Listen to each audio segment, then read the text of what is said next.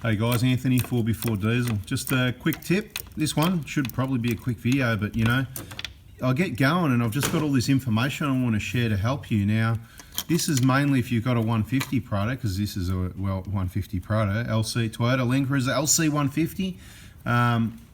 All the debris from the trees, it even rhymes, I'm a poet and I didn't know it, right? The debris from the trees need to be cleaned out. So, let's just have a look what I'm talking about.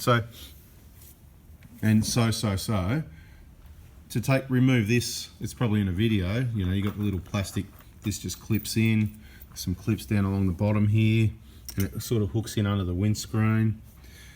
And hay fever, allergy, dust, and what happens is, like that, all morning, and you get this all the time, right? Anyway, what I want to show you is all the crap, and if you don't clean it out, it's going to break down, it's going to cause rust, it's going to block drain holes, cause rust, and possibly cause water leaks into the vehicle. So let's just have a quick look. There's not much you can do about the dust and dirt sitting up on top. You can give it a wipe if you like, you can give that a lubricate if you like. We don't see any problems with these, so best left alone. But what I would suggest is, don't park under trees, park the vehicle indoors out of the sun. The sun wrecks everything, I've said that before. But you can't always do that. So if you're parking under trees and outdoors and you've got no option, because that's the choices you've made, then take this off once a year, maybe more often, more or less, depending how bad your problem is.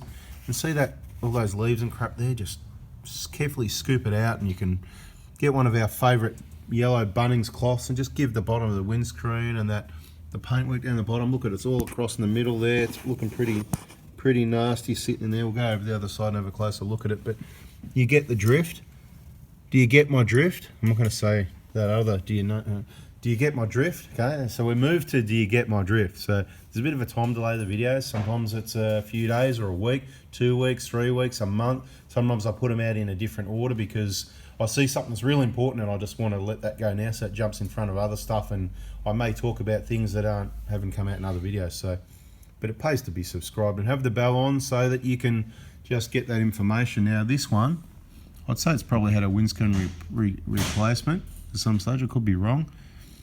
Not necessarily, because I'm looking at all that black running in there. It could be factory that did that, but it doesn't matter. That's just the prep on the surface before the urethane goes on.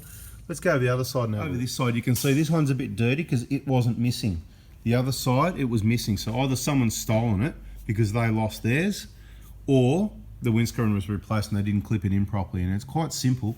It just slides up from the bottom over that trim there, and then at the bottom it just hooks in. I can't show you because the trim's not there, but there's these two little tabs that pop in on the trim. It's really quite simple, you'll see.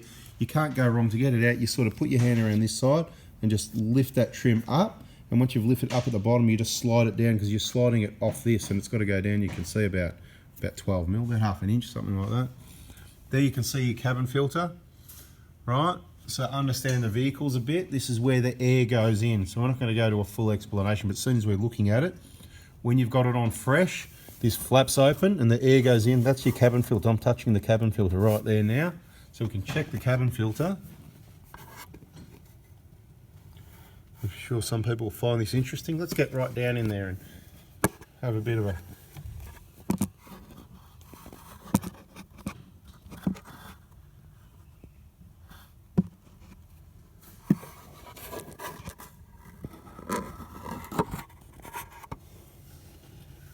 Right, so there's a flap there, right? When you put it on recirculate, that flap closes, stops all the dust and stinky stuff coming in the front, but then you lose your cabin pressure. So if you're driving on a dirt road, that's when the dust comes off the back wheels in the rear behind the bumper bar where the air is meant to go out. That's why you leave it on fresh all the time, unless you're on sealed road behind a stinky vehicle that's putting pollution into your lungs, causing cancer, heart attacks and strokes, because that's what's happening when you're breathing toxins. Not good for you. It's part of the 4 ways to look after your health. Healthy eating, you can work out what that is and what you want to believe. Exercise, toxins, and you got to get your head right, okay? So see all those leaves up there? That's all just going to rot away. Eventually it's going to come down this way, right? I haven't analysed this one too much, but you can see it goes down this side here. Once you get down behind that, there's a hole there, I think. I'm trying to see. There's a channel way goes through there, and then it can drop off. It's hard to show you, but it sort of drops off the side of the guard. We have to get the guard of the vehicle off to show you, but it kind of like, you know, drops off the side down there. And if there's enough debris there, it can block up and it just, all the water sits there. Telltale sign is if you have water dripping off here like this for ages, lots of water drip, drip, drip. That's because it's all full of leaves in down here and it's holding the moisture back and it takes forever to drain. You want it to be clean, like your gutters on your house. You want it clean so the water can just run off and drain and stay clean, and your gutters are going to last longer. Holding moisture in there for ages, wet leaves, is just going to cause rust. So both your vehicle and your house, there you go. We're talking turkey now, we're talking house maintenance as well. So clean your house gutters, they reckon once a year. It depends how much, you know, debris and trees and all that sort of thing, but clean your house gutters, clean your Prado gutters, and not just Prados, but this is the 150 here we've got as an example, and I just wanted to say, clean it up. And we're about to do that now because we're doing an injector replacement job again, you know, usual sort of stuff. But we're not worried. I'll leave it at the moment because I wanted to do the video, so don't clean it yet. But we want to clean it up, and this is why, because once we put the new injectors in here and we've got the inlets open, much like these ones, right? Risk of contamination very high.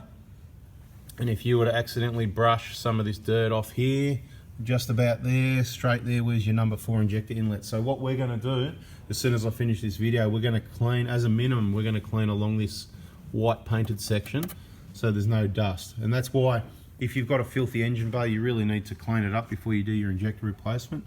And particularly this guard liner, this bonnet liner, sorry, not guard liner, should be relatively clean. If it's clean, it's okay, but if it's covered in mud and dirt, or you've got a 120 or a Hilux that's got the intercooler intake bug catcher up there, that can have dust and dirt and bugs, and you need to clean it up because that's what can fall towards your injector inlets. Anyway, that video was to show you, to help you avoid some rust and water leaks and stuff like that. If you've got a sunroof, check out your sunroof drain holes. Open the sunroof, stick your head up there, get up there with a bucket of warm soapy water and a cloth that is absorbent, and clean out all the tracks and stuff around your sunroof once a year, like all this other, you know, because of the environment problems. Anyway, guys, thanks for watching. Subscribe, turn the bell on, hit the like button. Bada bing. We're out of here. See ya.